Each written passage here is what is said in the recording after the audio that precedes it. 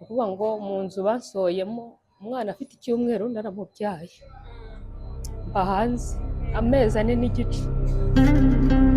Tekereza gukura uri imfubyi ufashwe nabi n'abakurera, nyuma n'umugiraneza uzwi utoraguye akakugira umugore kandi arwaye sida. Inkuru ya Claudine irababaje. Arancumbikira bukeye ashaka kongira umugore, namwe basi dukoreshe prudence biki n'ibiki. Nari maze kuba iminsi 2, umunsi wa mbere ayikoresha, bwa kabiri, bwa gatatu atangira ya prudence kuyanga. Tangiye nanjye ndebye kuko nari maze kurara gatatu mu nzu, numva nekeje yambaye hanze na wamubona wa mwana wanjye, ndavuga ni wenda hari umwana wanjye aba yigira hejuru. Ubwo mbona n'uwo musaza waje kubana n'umusaza, tubana nabi nanone hagize iminsi, ariko afite ikibazo, ntazi ko afite ikibazo, yaranduye. Tumusanze muri babandi bacururiza ku muhanda, twumva dushatse kumuha ukuboko. Nawe numugeraho uzamuha ukuboko uzamwigiraho byinshi. Ikintu kinshimisha mu buzima ni ukubona sinjye Imana mu bya mirenge. Iyo mbona abana banjye babasha kubona icyo kurya badahangayitse, mfite amahoro, nta kindi kintu kinshimisha. Mbega kuba mbona bariho neza gusa, kuko sinjye nifuza ko umwana wanjye abaho uko nabayeho. Ikiganiro kirambuye Next Hope TV yagiranye na Claudine. Burya gucururiza ku muhanda ntabwo biba byoroshye. Nitwa Uwizeyimana Claudine, izina ry'Abasilamu nitwa Amina. Ugasima ubuzima bwa buri nitwa Uwizeyimana Claudine, izina ry'Abasilamu nitwa Amina.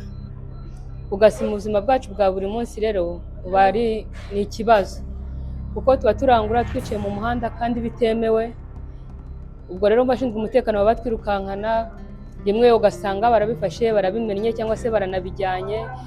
Cyane cyane ko hari igihe ubucuruza n'imari dahaye n'abandi kubera bitewe n'ubushobozi, ukagenda ugasanga nimba bacuruza inyanya nzima, abandi wowe ugacuruza ngo ucuruza ikimene, cyangwa se ugasanga uri gucuruza ihenze zipfuyeho gakeya. Ugira ibintu bizima cyane cyane nk'iyo byabonetse, ariko ubundi nta mutekano tuba dufite mu muhanda. Amateka ya Claudine ateye agahinda.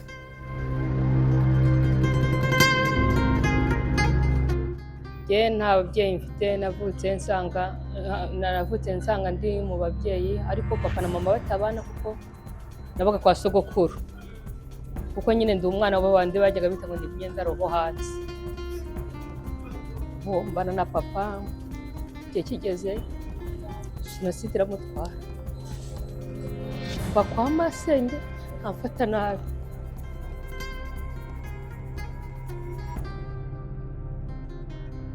Igihe kigeze rero mbonye ubuzima bwa kwa masenge bwanze, abandi bakajya ku ishuri, njye nkajya kuragira inka.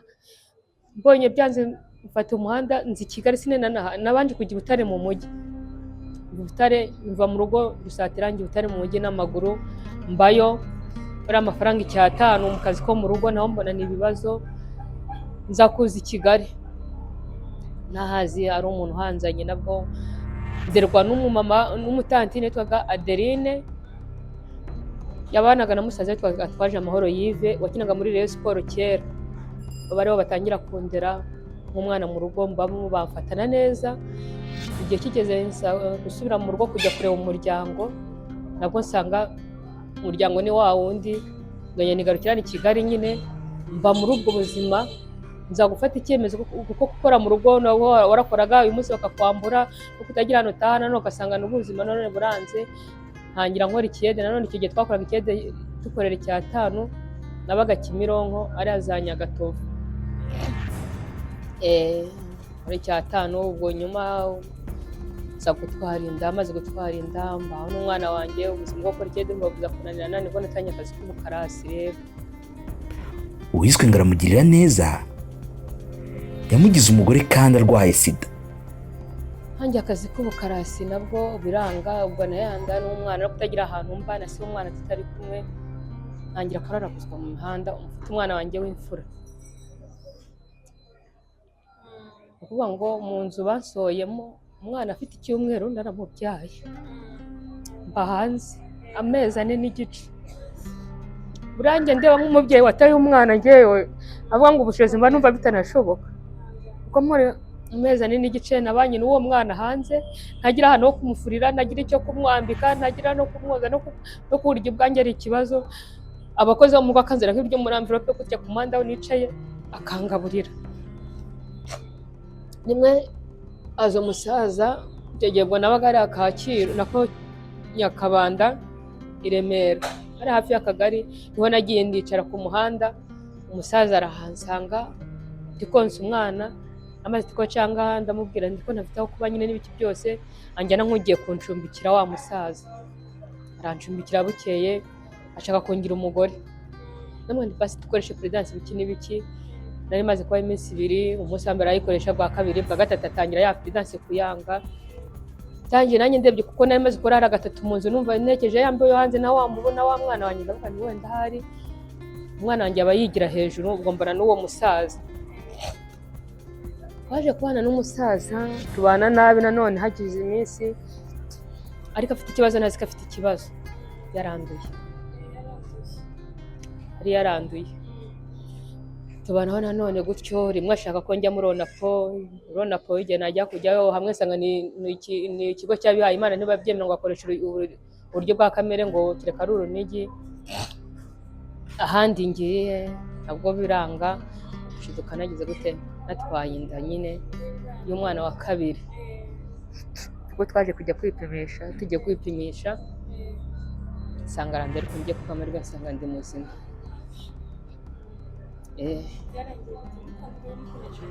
Nje twaje gusubirana nyine bitewe n'inama abaganga batugiriye kugira ngo tubane. Birangije nyine ngo ndagenda njya kwa muganga, nabo tusanze turipimisha nsanga ndi muzima. Wararwaye kuba tugira inama ko tugomba kubana, turabana, ariko nabwo nyine kubashaka kujya gute kongera kuba twakorera aho ngaho ku buryo yanyanduza. Twaje gutandukana bimeze nabi, urumva nari mfite abana 2 ari hande ashaka kuzanyica. Bari bamaze kuduha inzu rusheshe, leta yari yaraduhaye inzu muri ziriya nzu z'imidugudu, muri ano mazu y'imihondo. Bari bamaze kuduha inzu, ubwo nanone akazajya ashaka kunyica. Tangiye ndebye ubuzima, ndavuga ntekereje ubuzima nakuriyemo, ndeba abana banjye, ndeba nuko Imana yandize, ngasanga nanone ndi muzima. Ndeba kuvuga ngo nanone mpebe ubuzima bwanjye, ndavuga nti ndagiye nongera gufata umuhanda, ndazerera njya gukodesha. Icyo gihe bonyine nese ngenda njya gukodesha, nshaka ubuzima bwo kubaho. Tangije nkora akazi k'ubukarasi, uyu munsi nkabwirwa ejo nkaburara, n'abana banjye 2 nyine nuguza nkacuruza inyanya cyangwa intoryi cyangwa karoti, nutwo ngutwo nyine twicara ku muhanda. Ubuzima bw'i Kigali butoroshye mu guhahira abana no kubarera. Yamaze amezi 7 yarakoze impanuka, agendera mu mbago, bidashoboka kubitaho. Ndagenda nyine ngura ubwo bukarasi, nibwo ngikorana n'uyu munsi. Gusa muri uyu mwaka mu kwezi kwa 10, umwaka washize mu kwezi kwa 10, nabwo naje kugira ikibazo. Abana bageze ngo bagiye segonderi, kuko bagiye segonderi mu kwezi kwa 9, mvuga ngo nibura ngo kugira kubagabura byari byangoraga. None ubwo bagiye nimba nkaga icya5 cyangwa 2, zajya njye 1,000 cyangwa mbika ikindi 1,000, nibura mbashe kwizigama. Ubundi kwizigama ntabwo mbishobora kubera korera aba bana, kuko ari nko 500, 1,000, kandi uri gukodesha inzu.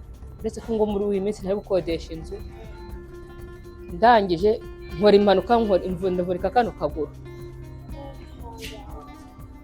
mara amezi 7 ndi mu mbago. Imbago nazivuyemo mu kwezi kwa 7 kwa 5 uyu mwaka. Ubu ngubu nagarutse muri no muhanda ejo bundi, muri uku kwezi turi mu kwezi kwa 11. Nagarutse mu kwezi nko ejo bundi mu kwezi kwa 9 gutyo, mu kwezi kwa 10 ubwo nagarutse mu muhanda mvuye muri iyo mvune. Gusa amarwe ngira abana banjye babonye umuterankunga, babonye abaterankunga, bari ku ishuri. Atako ka 3 niko katari ku ishuri, nagiye kujyana kafite imyaka 4, kajyanye muri leta nako barakanga ngo kafite imyaka 4 ngo ashaka imyaka 5. Niko shine nagerageje kuba nanabigura, ko karicaye nyine mu rugo kuko nta bushobozi mfite bundi kuko nakishyurira. Abagabo bose baramutaye, nta numwe umufasha. Nta mugabo tubana, ndi jyenyine nabo abana banjye n'ubundi. Ubwo iyo bavuye ntago ari uwo mugabo n'uwundi mugabo, n'undi mugabo twamubyaranye. Hari ukuntu ugira ubuzima bubi ukajya ukabona umuntu araje akakubeshya murakundana ibiki n'ibiki, bose baragiye. Kereka wenda papa ako kana rimwe na rimwe kubera ako gatoya niwe ugira gutya, kubera ko n'umusiramu ukabona rimwe na rimwe ndamwe yarwaye akanyohereza 3, ukabona yenda hari igihe agira gutya akanyohereza 5, ariko dushaka nko kumara umwaka gutyo tutavugana. Yemeza ko intambwe nziza ari ukwakira ubuzima bubi ugahatana. Ajya kubyakira bwo iyo umuntu burya iyo wabashije kuvuga ati reka ntera namwe nshabure kuba nava gutyo babana yakiri, kuko abatiyakira ni wandi ujya kumva n'ubundi yiyahuye. Rero iyo wabaye gutyo n'ubundi wawe yakiriye ubuzima wabwiyakiriye, ubwo nyine uvuga ngo ubu ngubu sindikodesha inzu, hari inzu bari bancumikiyemo icyo gihe navunitse,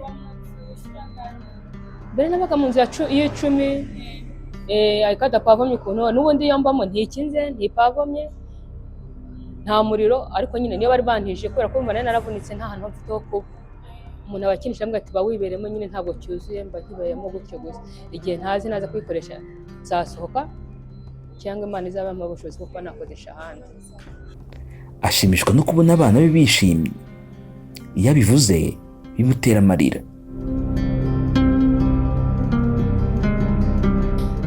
Ikintu kinshimisha mu buzima ni ukubona sinjye Imana ibintu bya mirenge. Iyo mbona abana banjye babasha kubona icyo kurya badahangayitse, mfite amahoro, nta kindi kintu kinshimisha.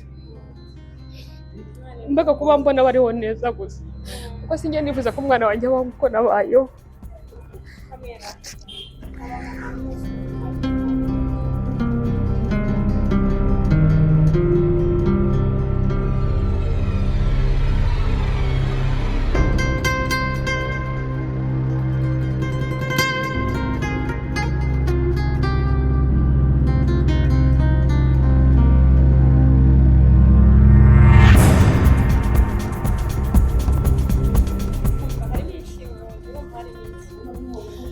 Umva harimo nk'amafaranga cyangwa se igipapuro gutyo sinzi.